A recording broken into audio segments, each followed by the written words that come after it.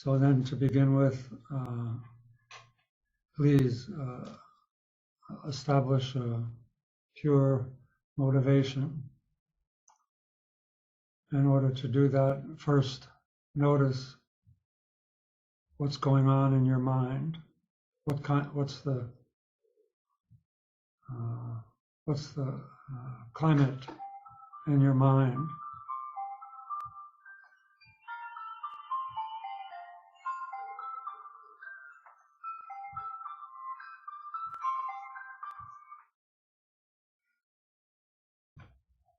And notice whether notice what you're,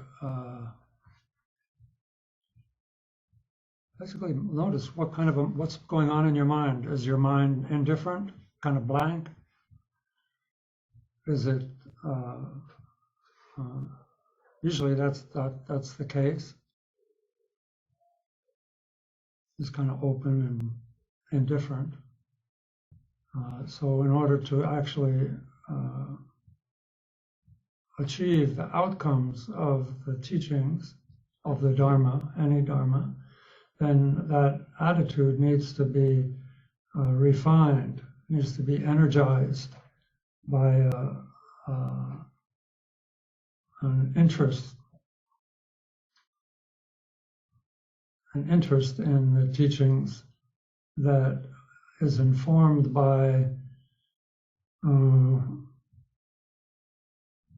your wish to attain enlightenment as being the best possible way to free others from suffering.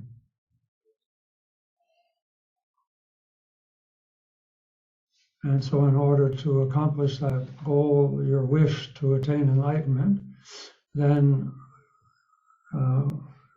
there's the path of learning how to do that, reflecting on it, and then implementing it.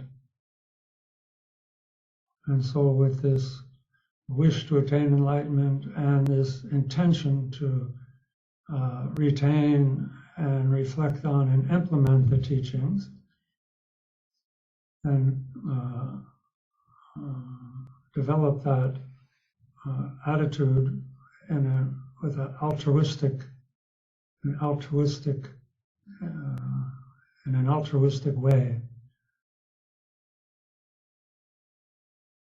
You as the listener and myself also as the teacher, and I also need to have that attitude.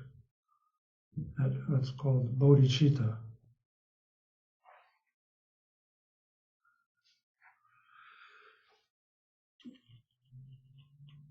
So we've been, for the last few years, going through in a line-by-line sort of way, this, what's called the way of the Bodhisattva. And there are 10 chapters. And so right now we are approaching the 8th chapter. Just to back up and put this all into context again. The full title of the text is called the Bodhicharyavatara.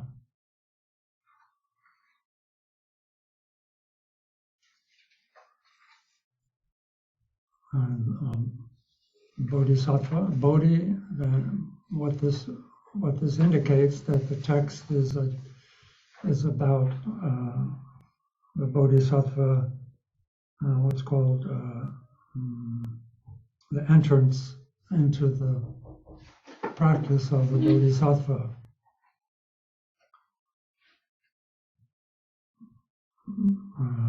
The word Bodhi itself means purity, having been cleansed of all impurity, and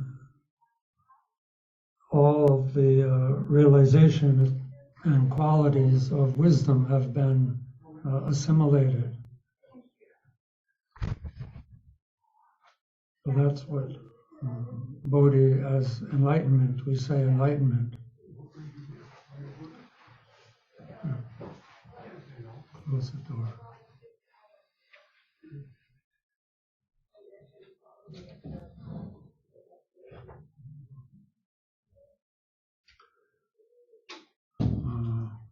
So Bodhi, then Sempa, Bodhisattva. Sattva means one who strives for that enlightenment. The heroic one also has the connotation of heroism. Not connotation, actually, in the Tibetan, it's the actual translation of it as sattva means heroic. Then the next Bodhisattva, Charya means the activities of all the Bodhisattva activity, which in this case includes all the six perfections, the six transcendent modes of conduct of the Bodhisattva. And Avitara means to enter into. So how to enter into the conduct, the path of the Bodhisattva.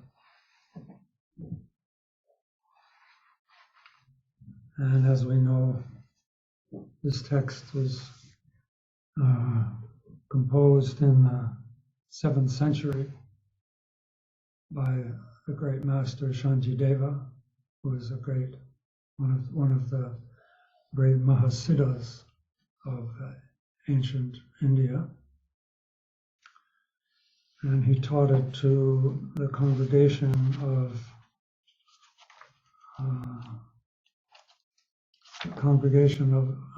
Nalanda University, one of the great Buddhist training centers at that time.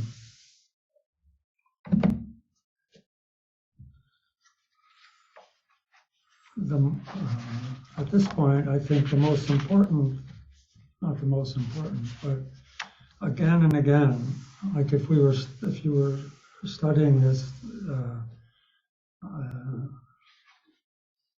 this first chapter is, I think, one of the most important teachings is in the first chapter, which discusses the benefits of bodhicitta.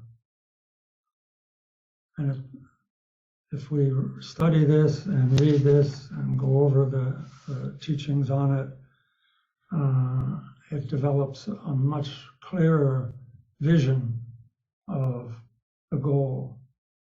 And by goal, we also mean the purpose of this life and the power and redeeming qualities of bodhicitta, and how bodhicitta is the way to, is the most excellent of all possible virtues.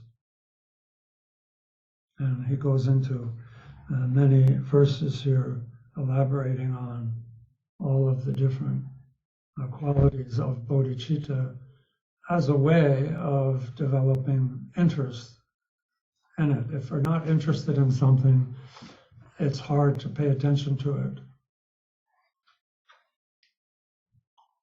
And so right at the outset, Shantideva is explaining about the benefits of bodhicitta. And I would suggest that everyone reads that on a regular basis, particularly if you're sort of depressed or have a persistent bad mood or something along those lines, that it will create a greater scope to your attitude. Not only that, but in the context of the text, it is what is to be trained in bodhicitta. It is what is to be perfected. As he said, bodhicitta has two aspects. In the first chapter, he explains those two aspects. One is aspiration, which is the wish. It's a wish to attain enlightenment. And the other aspect of bodhicitta is the engaging, how to attain enlightenment. So in one sense, this aspiration bodhicitta focuses on the goal, and engaging bodhicitta focuses on the cause. You say the goal meaning the effect, the wish. You wish not only for yourself to attain enlightenment, but you wish that all sentient beings throughout space attain awakening, that all beings wake up to their own true blissful wisdom nature. That's aspiration bodhicitta. And engaging bodhicitta is how to do it. So you're focused on the path or on the cause of that awakening. As he says here, it's like the wish to go somewhere and the getting up and going. That these two aspects should be thought about and given some consideration so that we have some understanding of what part we play in the development of bodhicitta. And then as we learned in the second and third chapter, the second and third chapters are about how to take the first, how to make our minds clear and pure. And so this clarity and purity of mind are the practice. See, the second and third chapters are actually a liturgy that if we practice the liturgy of the second and third chapter, then we learn many things about how to make offerings as a way of accumulating merit, which clarifies our mind, and also confession, which purifies our mind. And then we become fit, we become proper vessels to actually take on the responsibilities of and commitments of entering properly the path of awakening and following it through to its perfection, to its completion. So the second and third chapters are how to give rise to bodhicitta where it hasn't arisen yet. And that can mean in your life, and it can mean in the morning when you wake up and you haven't given rise to bodhicitta yet. So this liturgy is very beautiful, and it's used actually in, sort of in the formal accepting of the vows of the bodhisattva, the bodhisattva vows. So that's also something that you should regularly recite and train your mind in taking these vows again and again.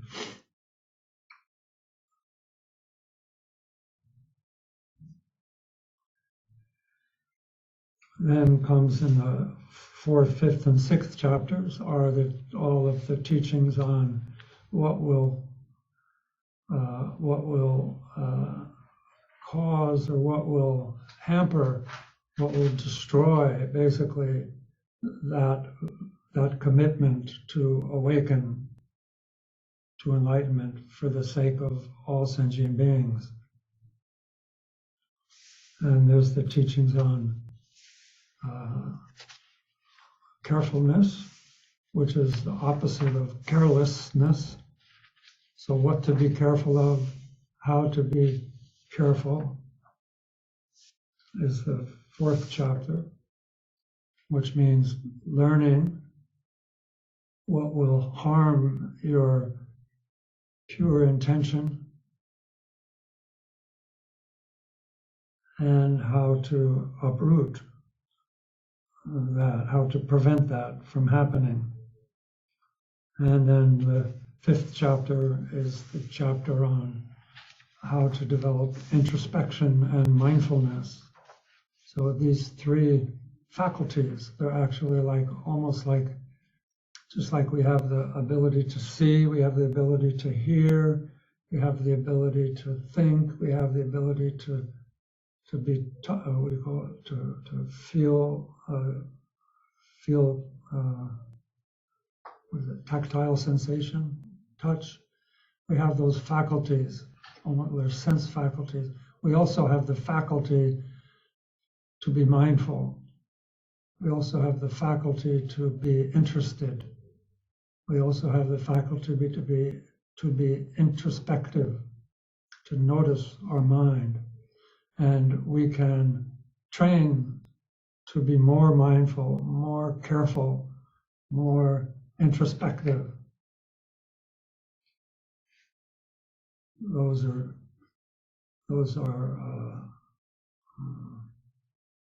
how do you say, those are fluid qualities. If we don't practice carefulness, mindfulness, and introspection, we'll become careless, mindless, and not knowing really what we're doing, not aware of what we're doing very easily. But by learning and reflecting on how to be careful, what to be careful of, how to be mindful, what to be mindful of, how to be introspective, then we can actually develop those qualities to a very profound degree.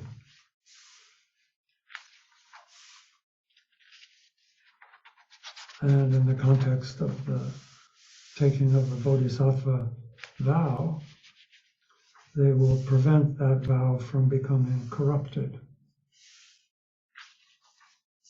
Then the 3rd thing that corrupts our vow is anger.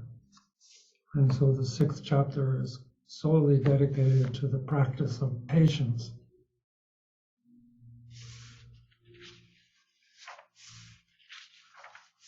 So those are the 3 chapters that prevent bodhicitta from becoming corrupted. Then the 3 chapters that cause bodhicitta to flourish,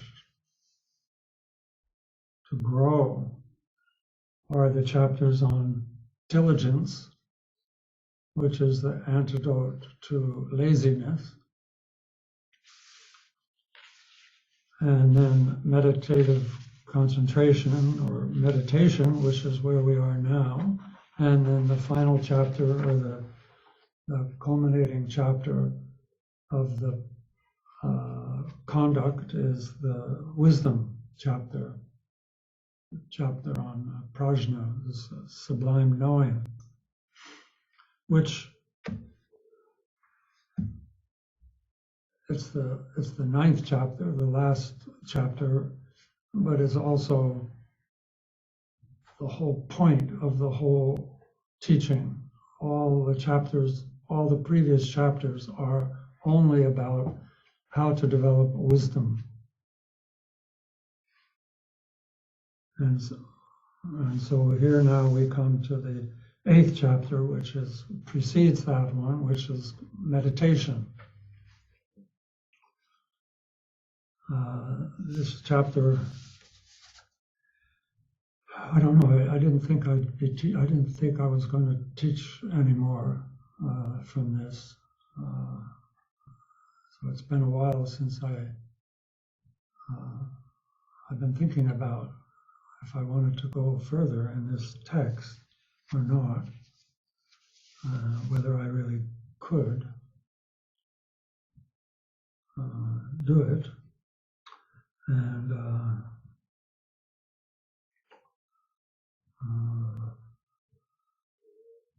I decided to give it a try. It's challenging, as is the ninth chapter, which also I doubt. I don't know about that one either, but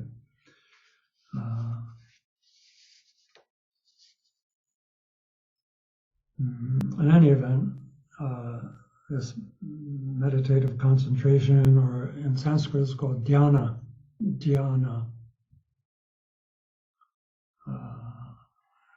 and it means both the meditation methods, and also it indicates the mind, the stages of the mind that is engaged, progressing in meditation.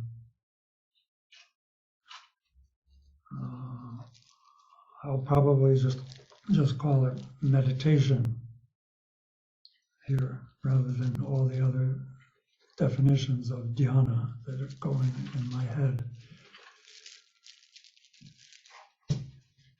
But it indicates some kind of stability. Sometimes, and in the Tibetan, it's quite, they use the word for familiarity. Here it's used a little different, not exactly familiarity, but meditation, if you think about it, meditating means becoming familiar with something.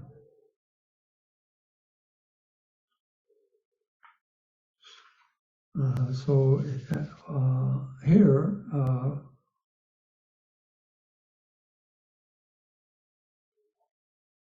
it has to do with having your mind obey you. So it means achieving some, what do I call, pliability,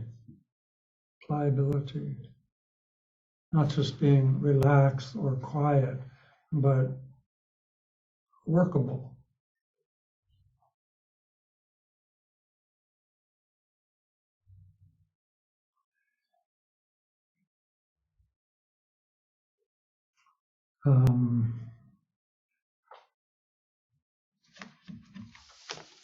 As in the previous chapters, Shantideva's typical approach is first to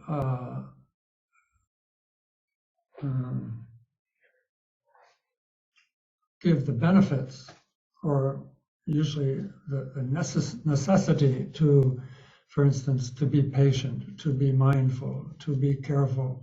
He gives the why it's necessary, and what the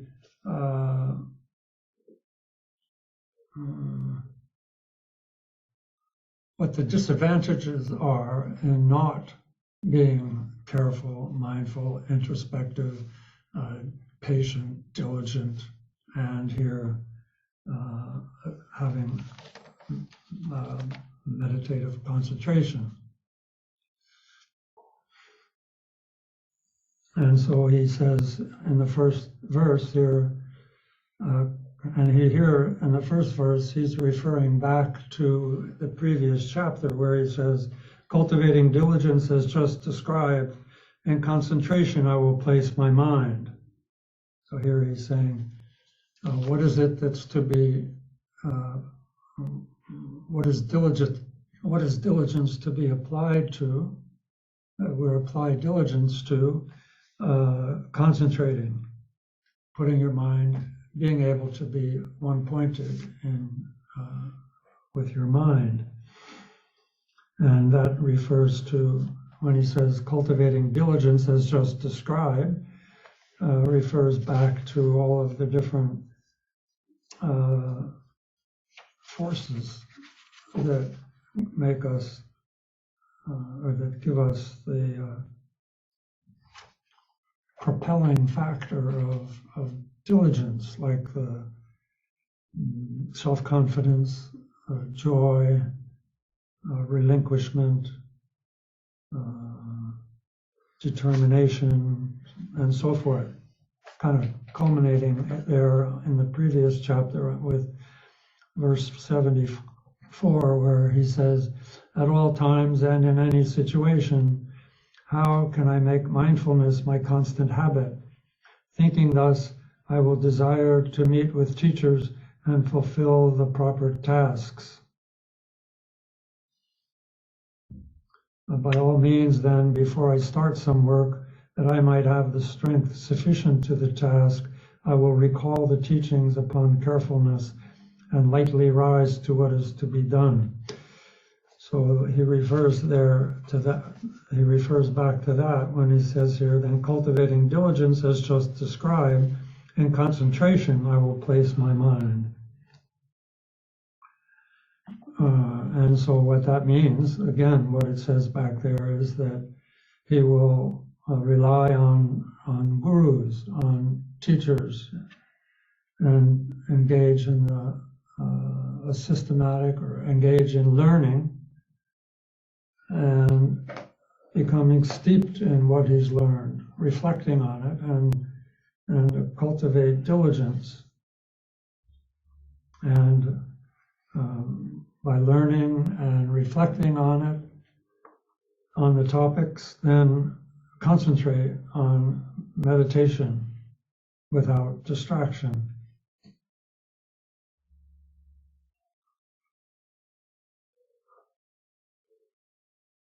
In the commentary to this that I'm using here, it says that we do need to learn. If we don't learn, or what it says in the commentary, Rinpoche always taught, if we need learning, because if we don't learn the Dharma, then it's like trying to climb a rock wall with no fingers. And if we just learn without meditating on what we've learned, it's like throwing like a fisherman throwing a net into what do they call it? A dry seabed, a dry river.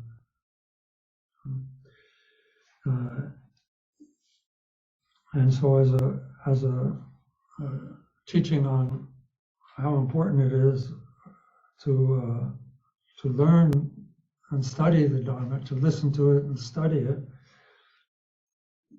and reflect on it. He said, if learning is not needed, then all the teachings, all the whole Tripitaka is not needed. It's not. It's pointless. If we think that learning the Dharma isn't needed, then the whole Tripitaka is pointless.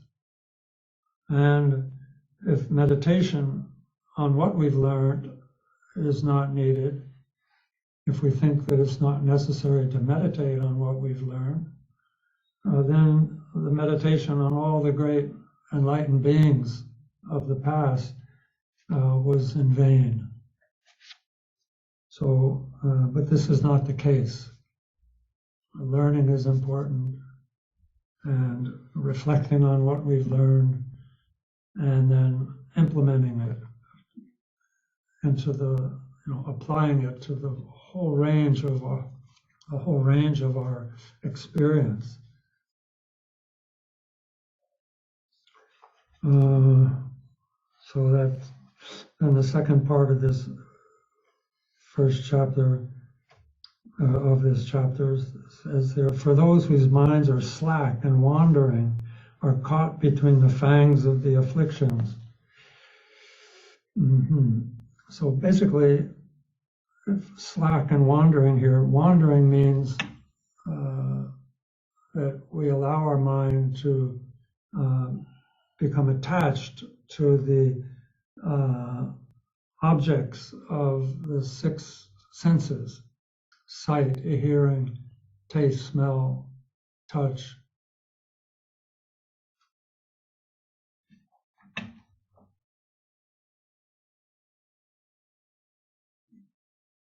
They become distractions.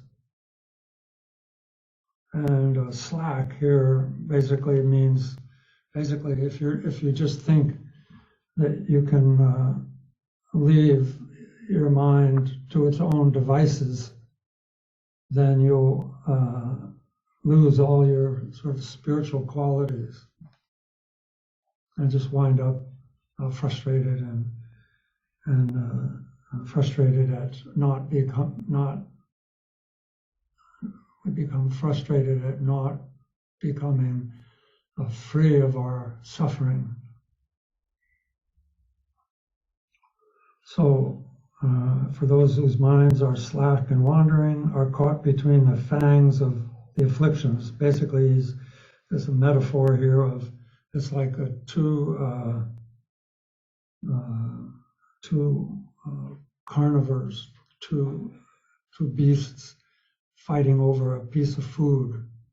Anger and desire, or attachment and aversion.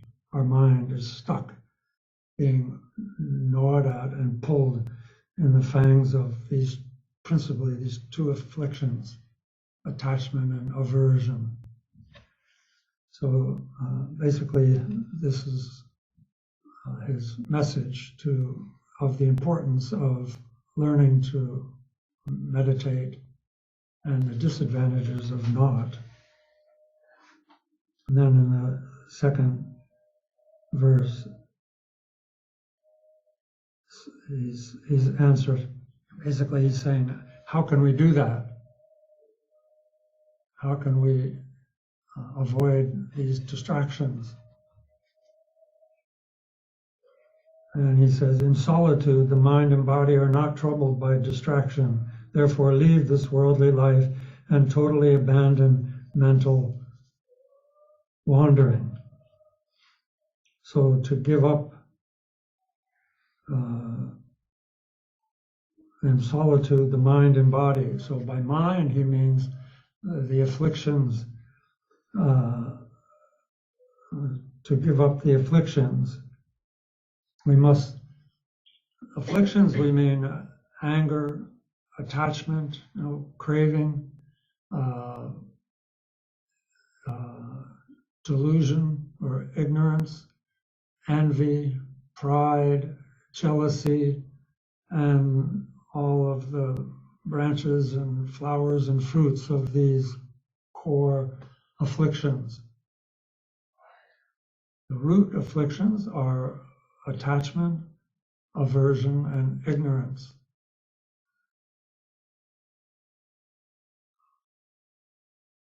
And to give up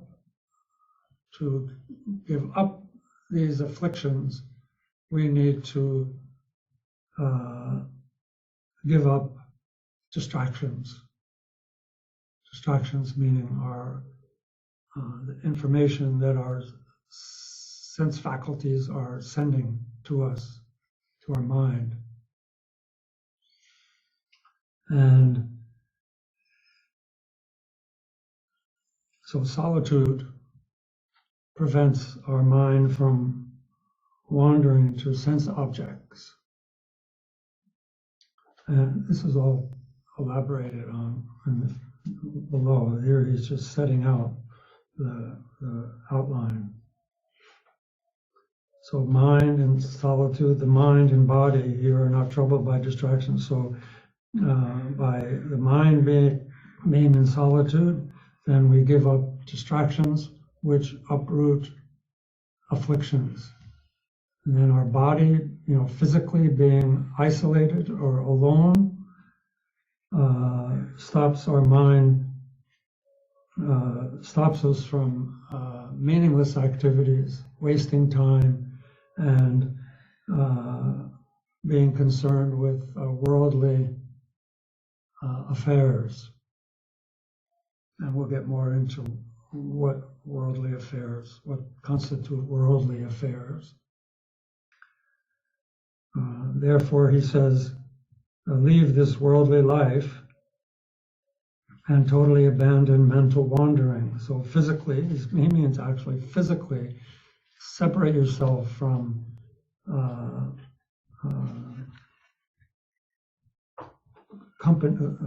people, and be alone.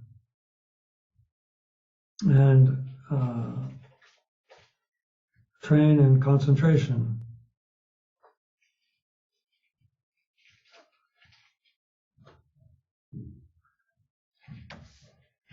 This chapter is basically, there's 186,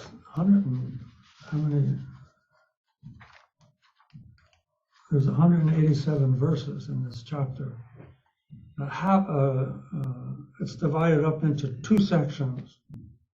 The first section, where we just started, just to give you an overview, the first section is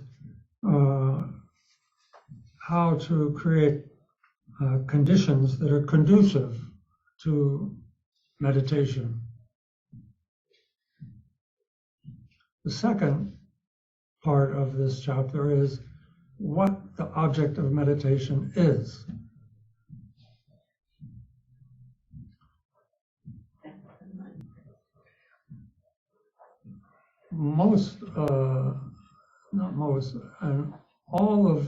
All of meditation in Buddhism falls into not two categories, but there's all meditation is let's just say it falls into two categories. One is what's called calm abiding, staying calm, keeping the mind calm. And the other is a greater insight. These are two trainings, two meditation techniques, you could say.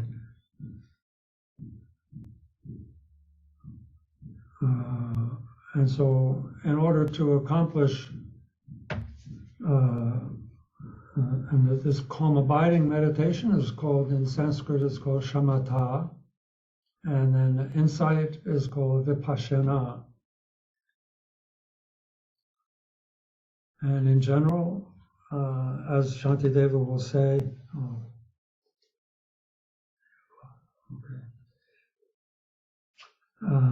we start with shamatha meditation. And in order to do that, we need to be alone. That's what he's saying. We need to physically avoid activities that will stimulate our distractions, because distractions feed our afflictions. And calm abiding meditation is when those afflictions have been brought to cessation. That's easy.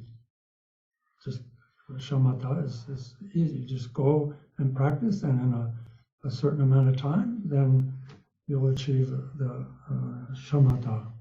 There's different stages of shamatha, but you need to go away by yourself and do it. And he's saying that here. which is part of the, I'm getting a little, in the two aspects of the chapter, the first, where we are now, is to create conditions that are conducive to accomplishing meditation. Second part of the text, the greater part of the chapter, is on the meditation itself, which in this case is training in bodhicitta, training in love and compassion, developing love and compassion out of nothing, out of whole cloth, or just where there isn't any, you make it happen, and this shamatha that is the object of our meditation, to achieve shamatha through the practice of love and compassion. And that practice of bodhicitta is the two practices. The one is practice the meditation of equalizing oneself with others, and the second one is exchanging yourself with others. So these are the two main parts of the chapter, which is the object of meditation. In order to approach that, then Shantideva is first taking us through different aspects of how to create conditions where we'll be able to do that. Okay, so there's a context for this.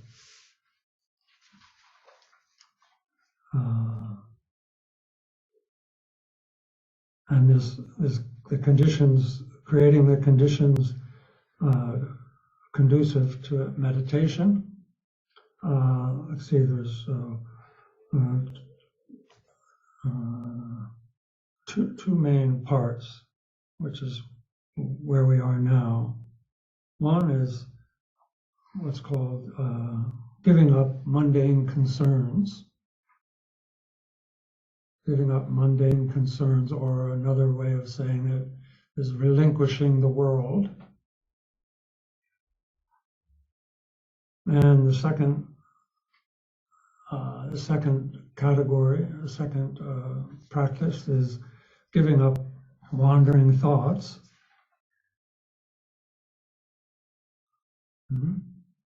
So right now we are on the first practice. It's a practice, and is giving a relinquishing the world, or giving up mundane concerns.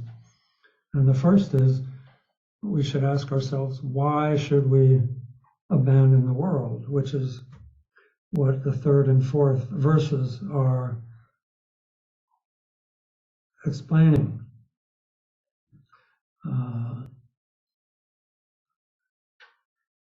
The third verse, or the third and fourth verse, because why should we leave this worldly life and totally abandon mental wandering?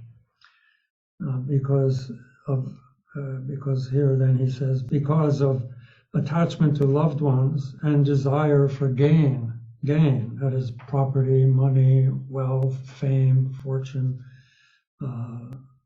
we fail to turn away from worldly things because of attachment to loved ones. These then are the first thing to renounce.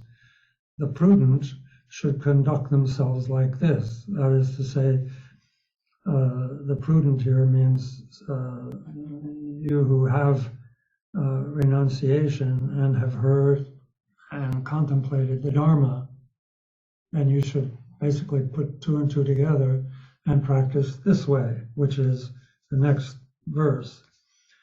4. Penetrative insight joined with calm abiding utterly eradicates afflictive states. Knowing this, first search for calm abiding, found by people who are happy to be free from worldly ties. So that's what is to be realized, this penetrative insight. Insight here, well, insight means the understanding the ultimate way that things actually are. Basically, the way things really are, not just the way they appear to us, that we process and impute. We impute. We overlay onto things that we overlay onto things what they themselves don't have. They're just our projections onto things. So when we are, and then utterly eradicating afflictive states means that one can see things perfectly for what they truly are. The real nature of things. Of course, that is the domain of an awakened being. But there are stages. There's a path that has incremental, developmental parts to it. So it's not just that the lights are off until you turn them on. It's a kind of a dimmer switch, kind of a rheostat. Practice is like a rheostat.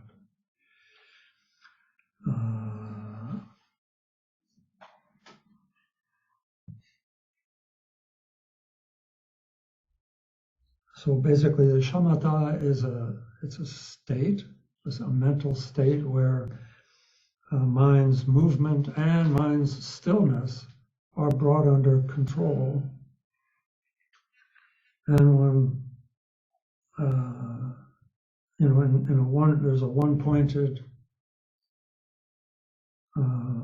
blissful pliancy to mind.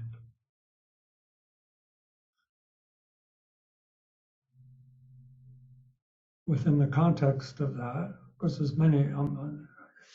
Actually, Shantideva doesn't go into a long discourse on shamatha and definition here. He just states it here, assuming and later on the actual meditation is on love and compassion, developing love and compassion. But just to give you a little.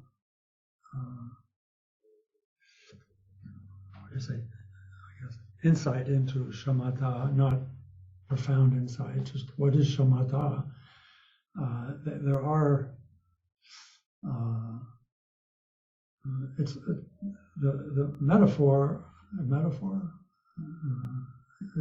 the example is like a muddy water like in a glass, and somebody says that someone maybe who's seen clear water says water's actually clear, it's always clear. It doesn't lose its clarity. And you see it's all muddy and you doubt. Half doubt, half trust this person. And he said, okay, just wait and you'll see. And you might want to stir. Our habit is to try to push the dirt to one side so that you can see if it's really clear or not.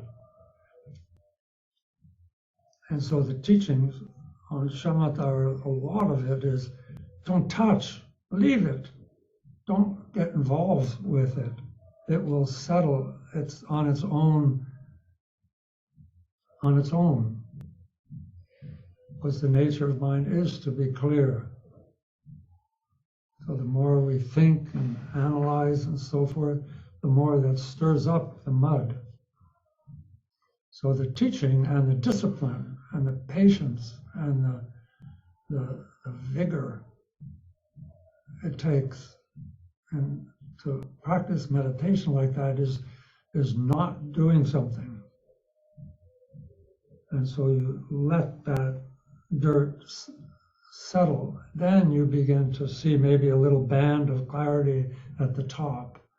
Then you become yourself, you become interested and inspired, and some trust begins to develop. And the more you allow it to settle, basically then the glass is clear, the water is clear, and you see, oh, that water it didn't become something else and then go back to something else. It always was clear, it just had some temporary, something else in it temporarily that obscured its clarity. So that's a shamatha. And insight has to do with that dust, that mud at the bottom has a tendency to rise up again because of our afflictions, our habits, habitual tendencies. So insight is what dispenses with the mud that continues to propel our distractions and our afflictions, kleshas, our attachment, aversion, stupidity. So shamatha is that's why sometimes shamatha is taught first. Even Vipassana people, they're really practicing shamatha first. In some cases. So insight, in the process of shamatha, you go through what are called the samadhis. Samadhis means meditative absorptions. And the first one is kind of corresponds to what we've described as the settling of thoughts, and then consequently the emotions that are stirred by those thoughts. And so there's a clarity and kind of a gross feeling of like a physical feeling of kind of contentment or bliss. And thoughts have temporarily been temporarily suspended. And then there's further stages in shamatha where you actually, all the roots of those thoughts are completely uprooted. And you've achieved this final state of shamatha. Here in our tradition, we stop. We don't go all that way in shamatha practice, but we just go into this first samadhi of shamatha. And then within the context of that, we apply insight meditation, which has to do with examining thoughts when they arise and seeing into their nature and so forth. And this is training in insight. And it's insight that leads to wisdom. As Shantideva says, quickly, in the beginning, it's the development of insight that leads to enlightenment, not just being suspended in a neutral state of clarity, even if it's blissful. So penetrative insight joined with calm abiding utterly eradicates the afflictive states. Knowing this, first search for calm abiding found by people who are happy to be free from worldly ties. So that's the reason why we need to, what he says, abandon or relinquish the world, give up mundane concerns, because we can develop that if we do that.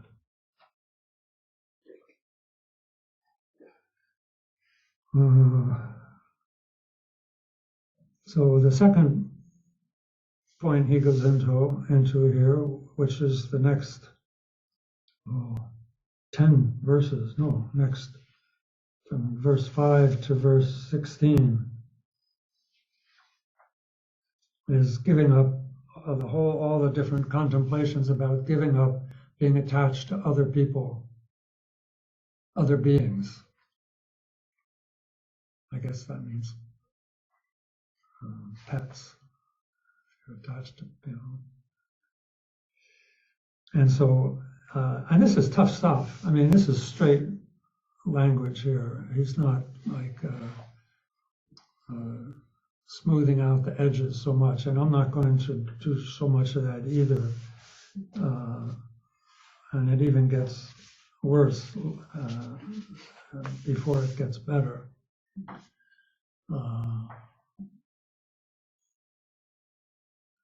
Here,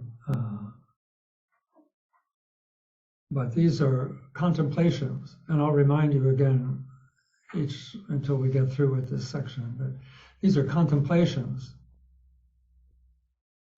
Just like when the Buddha, the first sermon of the Buddha, he said,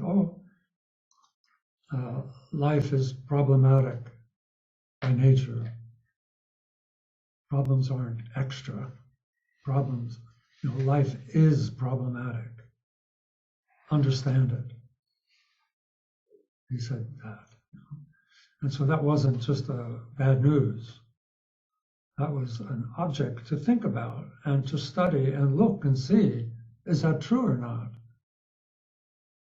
And then he gives certain hints on how to approach that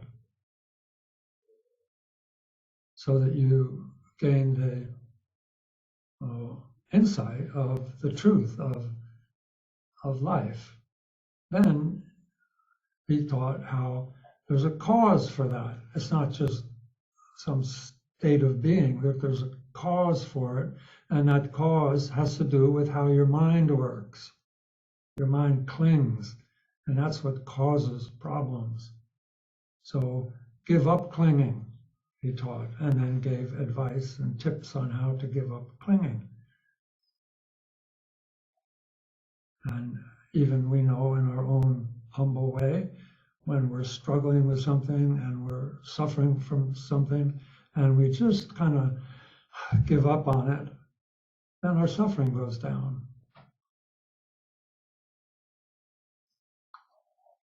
And so the cessation of suffering, Buddha taught as being the complete cessation of suffering, because there's no longer the cause for it.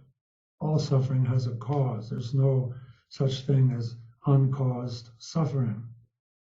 All suffering has a cause. And so if you give up the cause, then there's no suffering. It's just simple equations, like our logic. And he taught also the path that brings about the cessation of suffering. And this is Shantideva's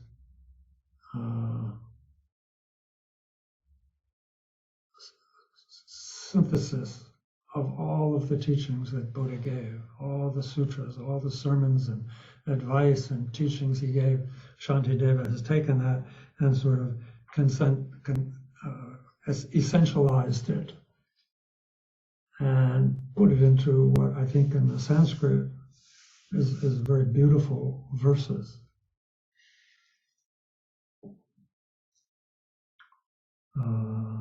And so this is advice.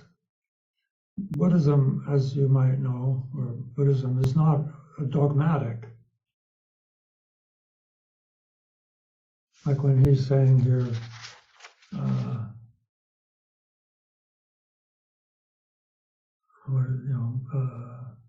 leave this worldly life until you, anyway, I'm getting to hear this part here about giving up attachment to beings. It's a method. It's a method to develop calm abiding, to develop shamatha. First, you give up outer distractions. Then notice that everything is kind of, your inner life becomes more accessible. And then you give up those distractions through all these different ways. So, what is it?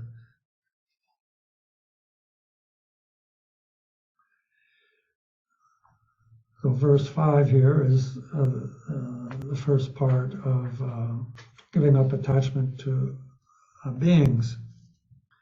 And he says here, beings, brief, ephemeral, who strongly cling to what is also transient, will catch no glimpse of those they love for many thousands of their future lives. So here we are, impermanent beings, and we're clinging to other impermanent beings. And when this life ends, we'll never ever see them again.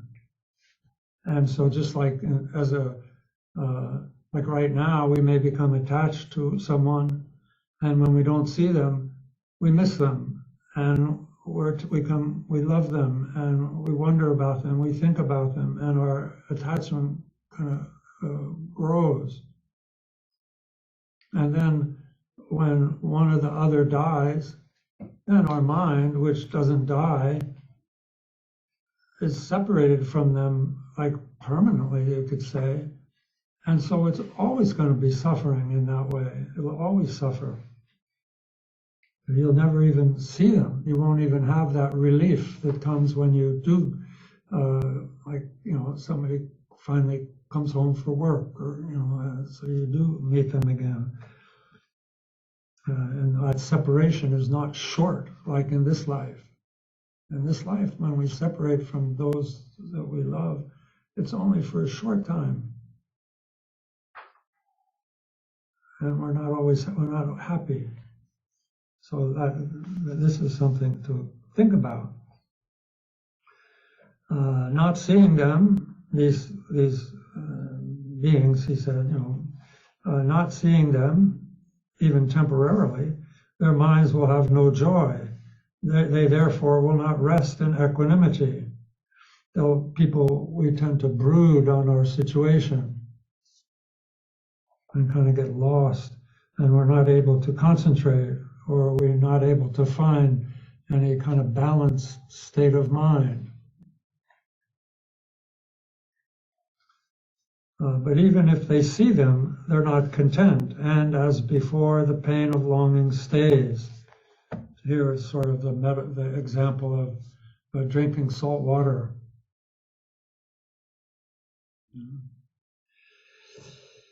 If I crave for other beings, a veil is cast upon the perfect truth. Wholesome disillusion melts away, and finally there comes the sting of pain. This wholesome disillusion, there's a footnote there, and that Joa refers to the wholesome disillusion. It's kind of I think like Trungpa Rinpoche coins the term heart of sadness. We have to discover this heart of sadness in order to become a good practitioner. It's kind of a world weariness. It's like when, like if a dog finds, on a desert, a dog finds a dried up bone and gets all excited and runs and picks up the bone, but it's an old bone and dried out. And they just kind of don't waste their time with it. They see it's pointless to try to get juice out of that old dry bone. That's kind of, it's not exactly renunciation, it's just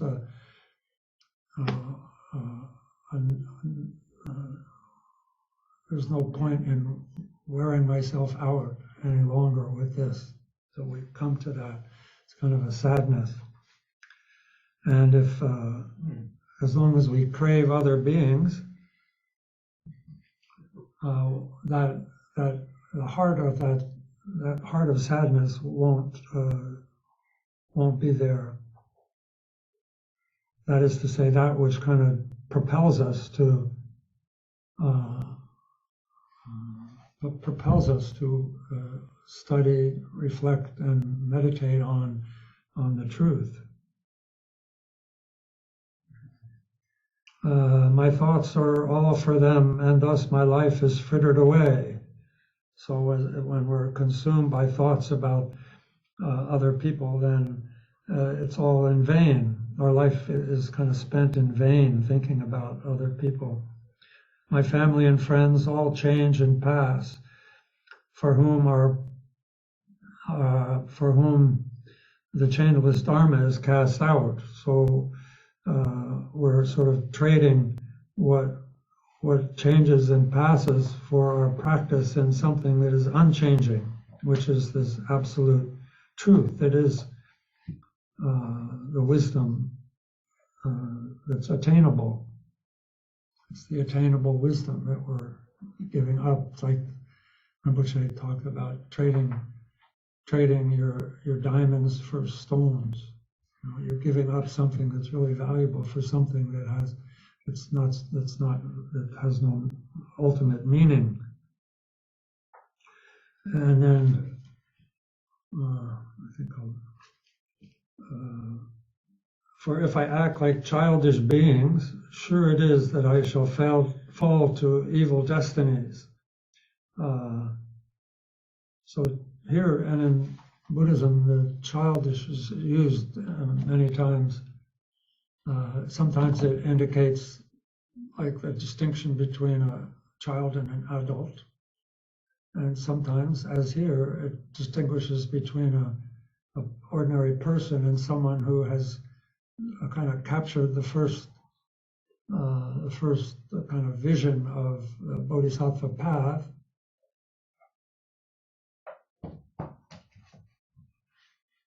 And someone who has not.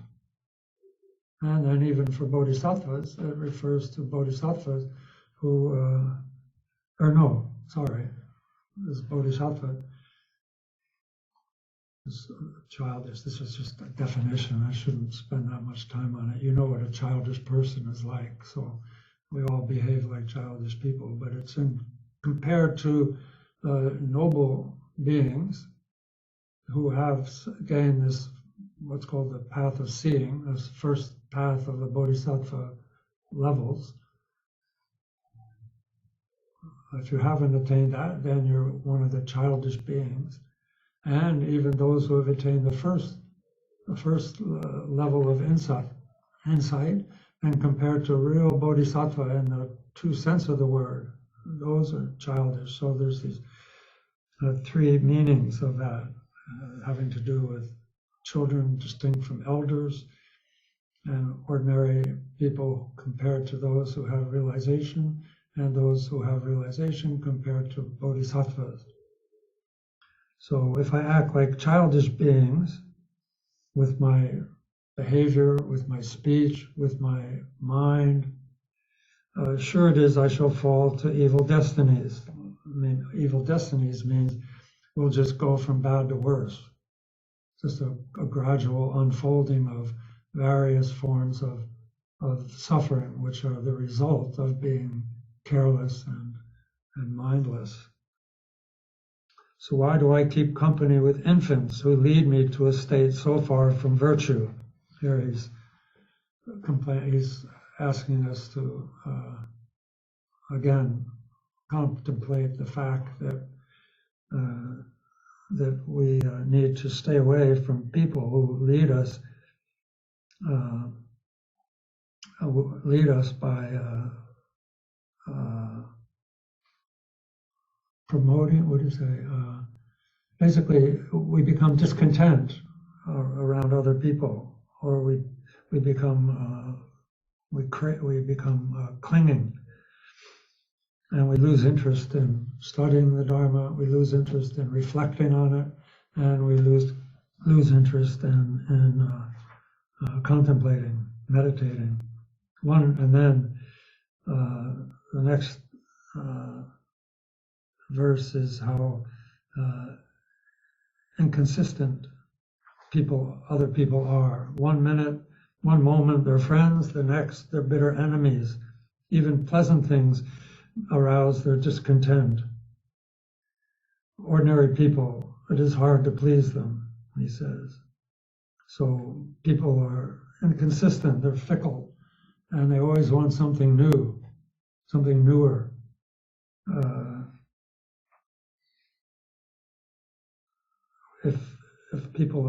If you try to encourage people to practice virtue, to give up negative actions, they'll get mad, and then you'll get mad, and they drag you down. If we have possessions, then other people will be jealous, and they'll criticize you, and so forth.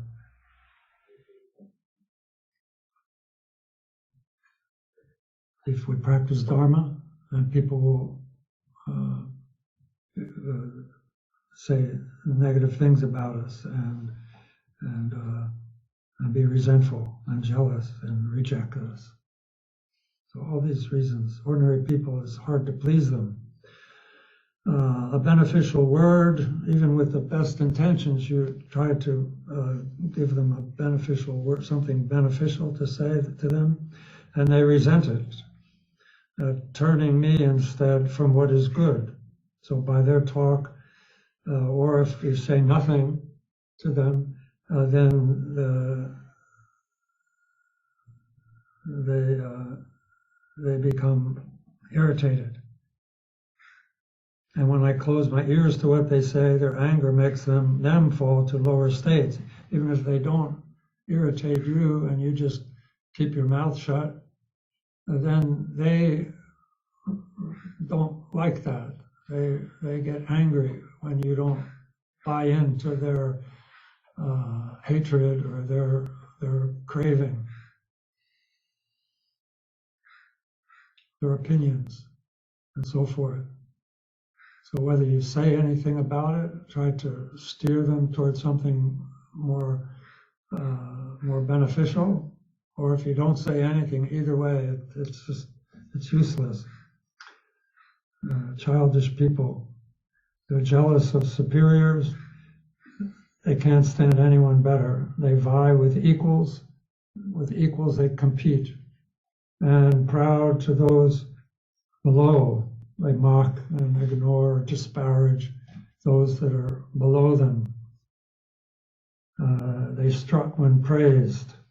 Basically, if you praise them, they become conceited and pretentious. You say something untoward, meaning about that, like something about maybe their bed, something about their own problems or their own defects or something. You try to say something untoward, and they seethe with rage. What good was ever had from childish folk? So again, reflect on that.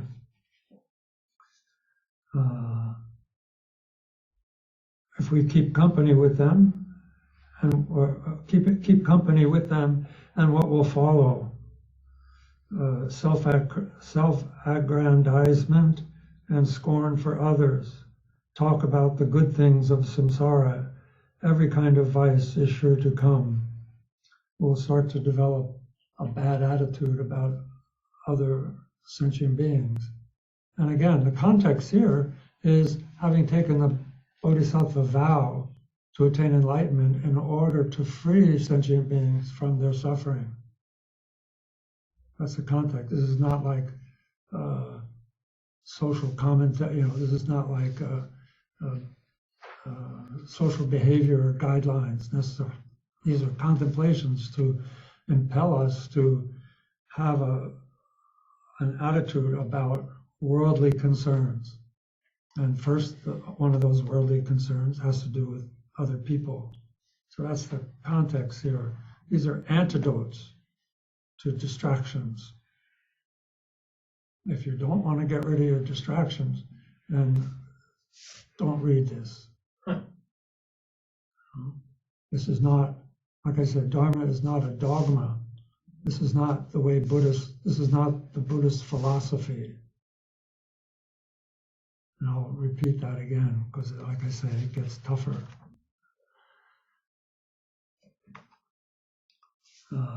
Let's see, blah, blah, keep company with them, everybody should have come. Only ruin can result from such a link between myself and others, such as these. And our ruin will be because it will increase our negativity, it will harm us, it causes our own suffering in this life and on into the future. All these people will be gone, like I said at the outset here, brief, ephemeral, impermanent, they'll all be gone, and all we're left with is the karma of having fallen under their influence. So, be alone.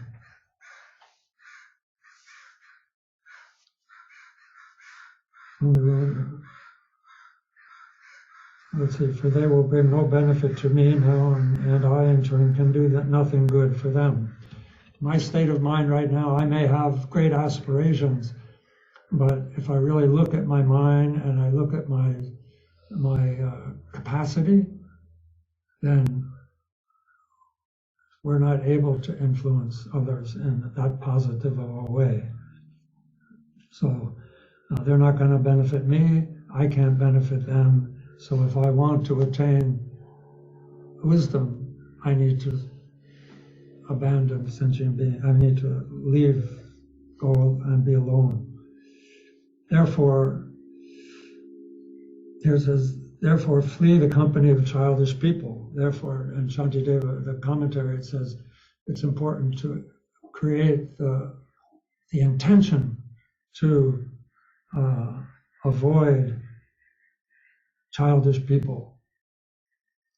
Childish people basically means people who don't know, who don't believe in karma, don't believe in enlightenment, don't believe in interdependence.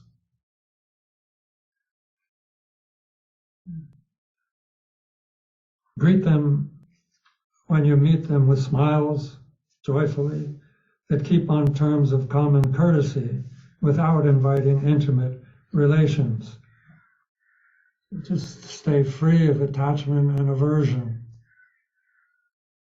Notice stay free, liberate, or what do we say?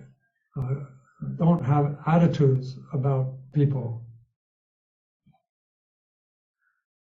Don't harbor attitudes about people that are harmful to you. No attachment, no aversion, somewhere in the middle there. You have work to do. You need to work on your distractions, your afflictions.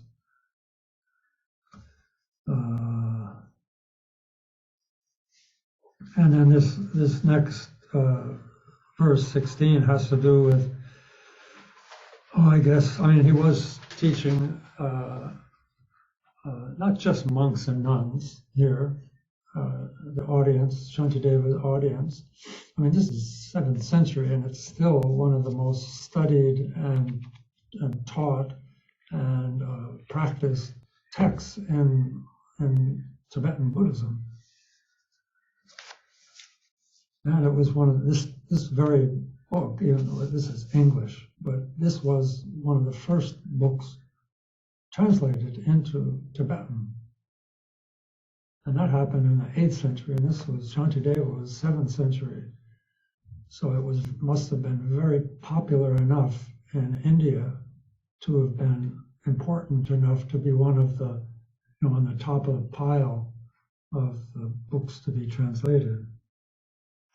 But also Nalanda was a very large institution, and according to other sources, Nalanda was a kind of a real Mecca. It was kind of, how do you say? It was a real, it's like a big university where there was lots of secular activity. People would train and then go out and go into politics or whatever, It wasn't just cloistered monks. And the way he's talking and the way he'll be talking subsequently here, it would seem, and an interpretation of this is that meditation was not something that was that popular at Milan, you know. And so he was talking to these people like, have you ever heard of meditation? Well, this is what you have to do. That's what it seems like. This is other interpretation or commentaries talk like that. But this one has to do with when we have a need to visit or gather together for something, and or to go to the store or gather provisions or something like that. We should be like bees that gather the honey from the flowers. They gather the honey and then they fly back, or they gather the nectar, don't they? They gather nectar and then fly back and make honey. We should be like that, not disturb. Take only what will serve the practice of the Dharma. Live a simple, contented life. That kind of undermines the whole I wouldn't even call it popularity. It's our cultural pattern of shopping, consumerism. This is pre-consumerism, by the way, like centuries before consumerism. Consumerism as a refuge. So take only what will serve us, you know. Treat everyone like new acquaintances and keep yourself from close familiarity. In other words, when you notice attachment and aversion arising, then back off and get back to work. Also in the commentary it says that this line, take only what will serve the practice of the Dharma, means that you should just focus and hold in your mind what your teacher taught you, what your guru, what your spiritual mentor instructions you've been given.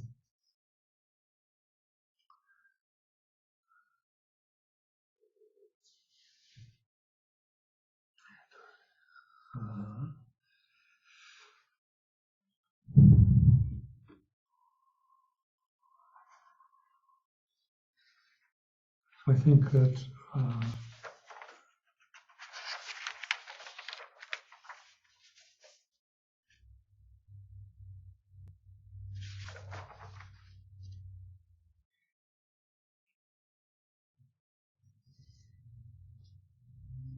I'll just read the next section. Some of this I'm just going to, like in the next sign, and so some of it I'm just going to read to you as kind of a transmission and not do this, you know, too many details, because it's all pretty self-explanatory. But as I say, like that was one section on giving up attachment to beings. Now this next section is giving up attachment to or pursuing worldly gain.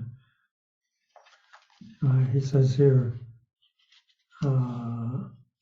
oh, I am rich and well respected. Lots of people take delight in me, nourish such complacency, and later, after death, your fears will start. In other words, the implication here is the greater the craving, the greater the suffering.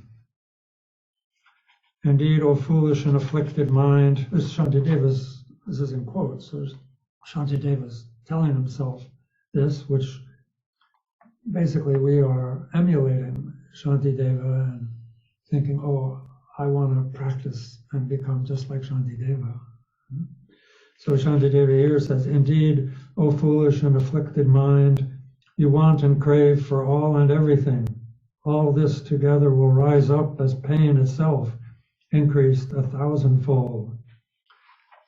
So this is due to the, as we know from our study of karma, how small causes, the effects are always greater than the cause. It's called the proliferating effect of karma. That's why he can say this. It will increase 1,000-fold. Like, it's exactly, I don't know exactly, I'm not a scholar, but it's like a credit card debt. credit card debt is like that.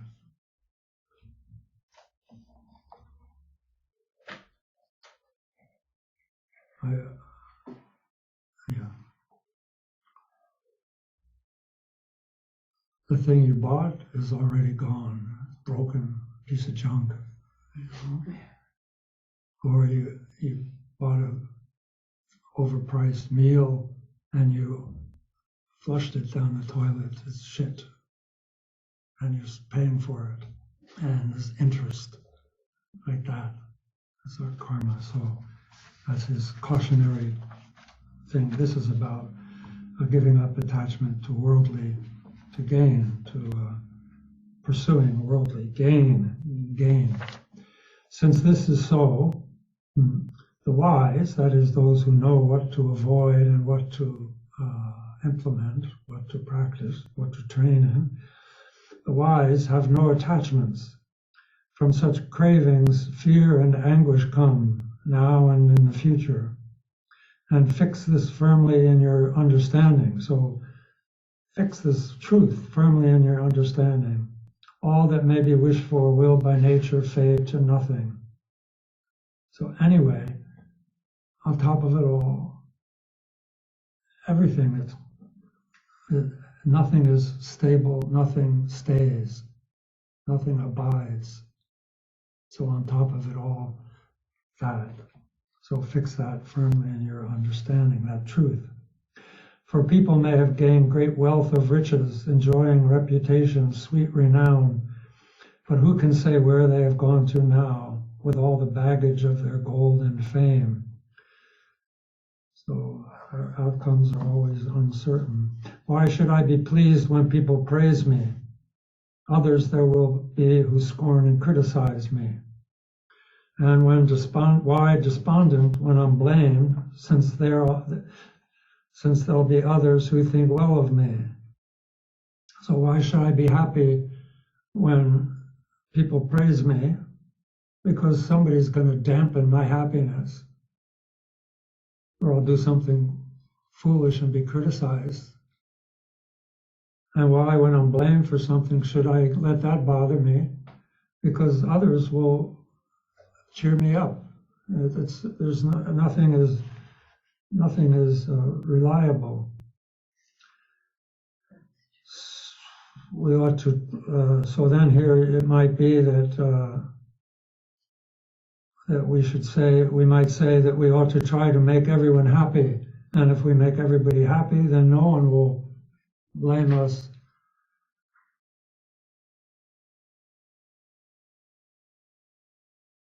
And they'll praise us if we can make everyone happy. But then verse 22, Shantideva says how so many are the leanings and the wants of beings. In other words, everybody has different karma. Even Buddha couldn't please them all. Of such a wretch as me, no need to speak. So I'll give up such concerns with worldly things, the desire to be on good terms with everyone. I'll give up this need or this desire to be on good terms with everyone and be alone. People scorn the poor who have no wealth. People who don't have the merit to have things happen to them that they wish for, they don't have the merit for it. And people scorn them, criticize them. They also criticize the rich who have it. What pleasure can derive from keeping company with people such as these, so difficult to please? So why should we avoid this? This is childish people, and they can be even much older than we are. It's not an age. It's not ageism.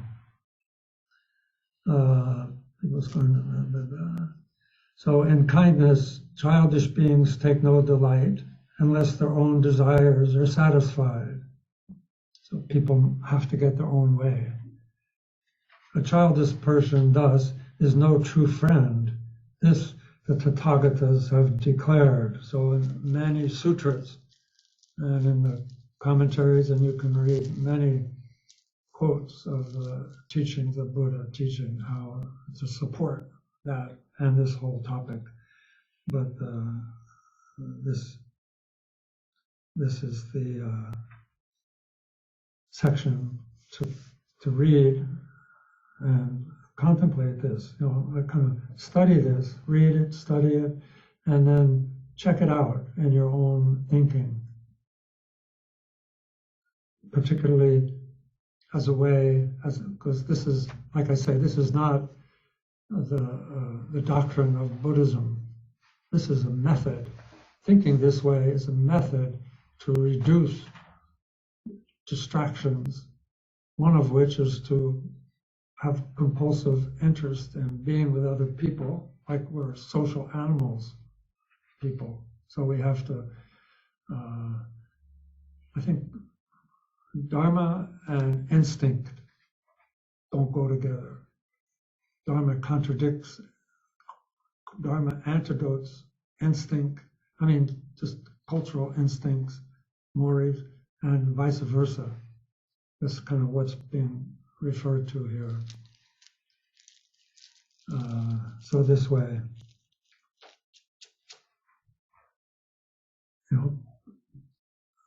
aspiring, wishing, aspiring to be alone in order to achieve meditative equipoise as a step towards reaching wisdom that will give you the compassion and power to benefit others each according to their own needs.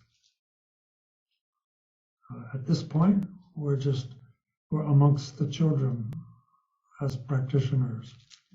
And so we need to protect ourselves from falling under the influence of others that will deter us and corrupt our bodhicitta. Again, the context is we've already gone through, we've taken and aspired to developing bodhicitta and have accepted the conduct of a bodhisattva, a hero. Tibetan Chongchub Sempa. Sem is mind, and Pa means courageous, a hero, Pa, Pao, in the Tibetan language. And so we say it's the courage. A bodhisattva has to have courage.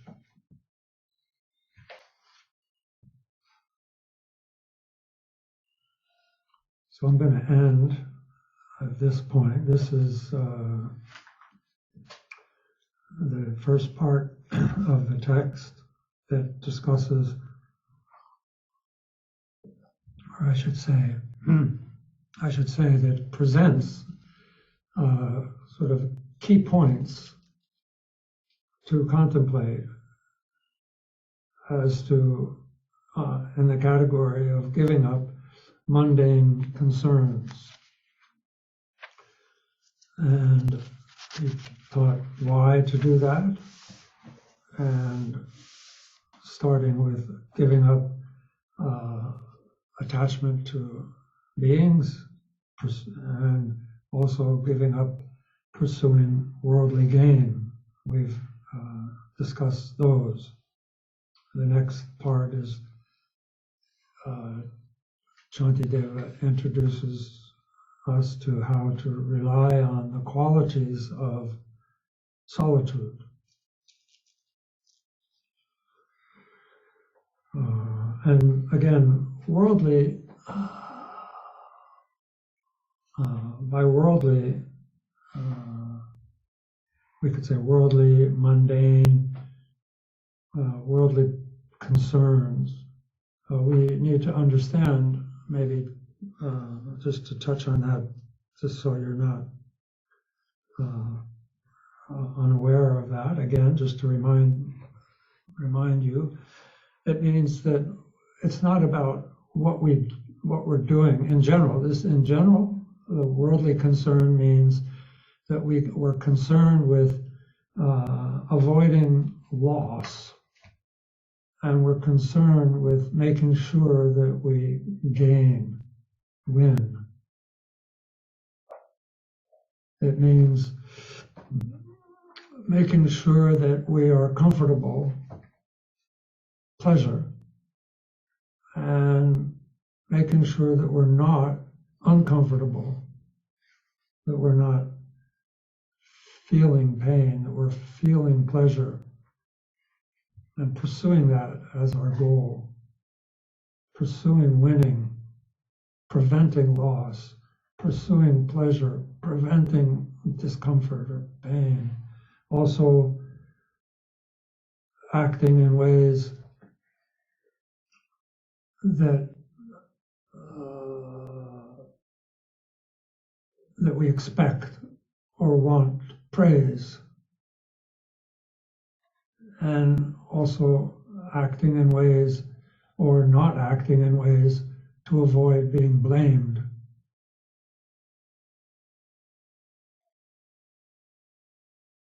And also from a reputation point of view, wanting to be famous, doing things to be famous, and avoid being unknown, being obscure, being,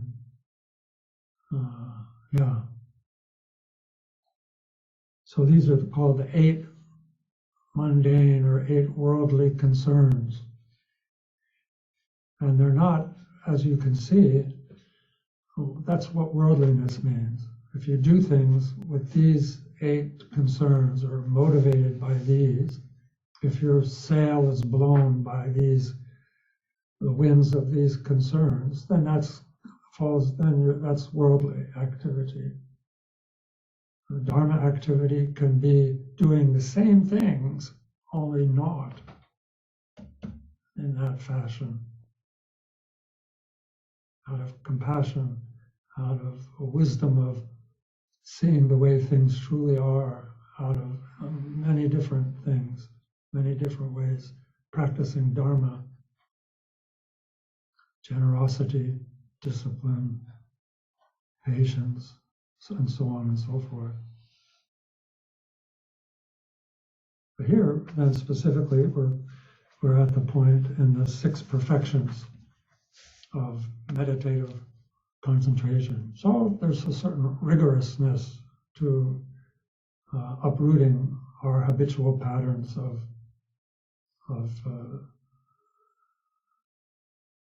indulging in thoughts. Okay, so we've talked about why to abandon worldly concerns and giving up beings and giving up attachment to wealth and possessions, rewards.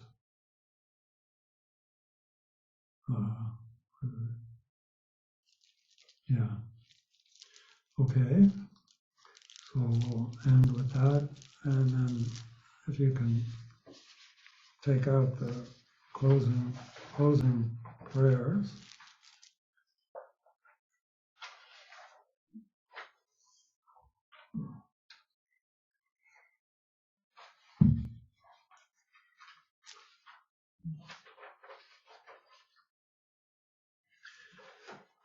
All the virtue of this practice and all that is gathered throughout the 3 times I dedicate to all beings without exception, so that they may attain Buddhahood.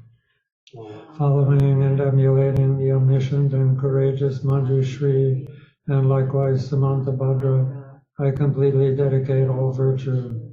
Since dedicating merit is praised as supreme by victorious ones of the 3 times, I completely dedicate these roots of virtue for the sake of practicing excellent conduct. May the teachings of Lord Buddha, the only source of benefit and happiness, long remain in this world. May the lives of those who uphold these teachings, be as stable as a victory banner. Supreme Bodhicitta is so very precious. Where it is not yet arisen, may it arise. Where it has arisen, may it not decline, but evermore grow and flourish.